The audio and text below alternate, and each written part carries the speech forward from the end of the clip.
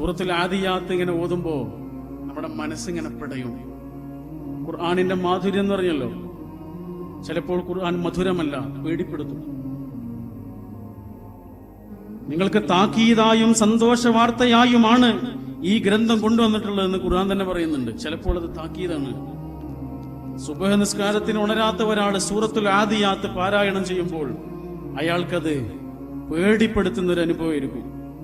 എന്താ ഖുർആൻ അതിൽ പറയുന്നത്? ഒരു പാവം കുതിരയെ കുറിച്ചാണ് പറയുന്നത്. ബുദ്ധിയോ വിവേകമോ ഇല്ലാത്ത യജമാനനെ അനുസരിക്കാൻ മാത്രം കഴിയുന്ന ഒരു കുതിര. ആ കുതിരയെ കുറിച്ച് പറയാണ്, അത് സുബ്ഹ് നേരത്ത് ഉണരുന്നു, സുബ്ഹ് നേരത്ത് പൊടിപാറിച്ചുകൊണ്ട് ഓടുന്നു. ഫൽ മുഗീറാത്തി സുബ്ഹ. സുബ്ഹ് നേരത്ത് പൊടി പാറണം എന്നുണ്ടെങ്കിൽ അത്രയും വേഗതയിൽ ഈ കുതിര ഓടണം. കാരണം സുബ്ഹ് നേരത്ത് എല്ലാം അടങ്ങി കിടക്കുന്ന ഒരു സമയമാണ്. അത്രയും വേഗതയിൽ ഈ കുതിര ഓടുന്നത് ആർക്ക് വേണ്ടിയാണ്? വെള്ളം തരുന്ന, അന്നം തരുന്ന യജമാനന് വേണ്ടിയിട്ടാണ്. ആ യജമാനന് വേണ്ടിയിട്ട്. ഇനി എങ്ങോട്ടാ പോകുന്നത്? യുദ്ധക്കളത്തിലേക്കാ പോകുന്നത്.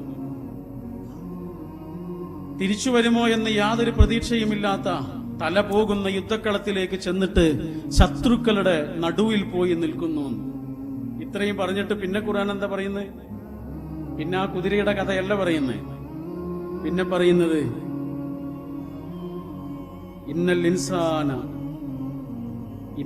ഇൻസാന ലിറബ്ബിഹി ലഖനൂൻ. കുതിര അതിന്റെ റബ്ബിനോട്, അതിന്റെ രക്ഷിതാവിനോട്, അതിന്റെ യജമാനനോട് കാണിക്കുന്ന നന്ദിയെ കുറിച്ച് പറഞ്ഞിട്ട് ഖുർആൻ പറയാ, ഇന്നൽ ഇൻസാന ലിറബ്ബിഹി ലഖനൂൻ. മനുഷ്യനുണ്ടല്ലോ, അവന്റെ രക്ഷിതാവിനോട് നന്ദി കെട്ടവനാണ്.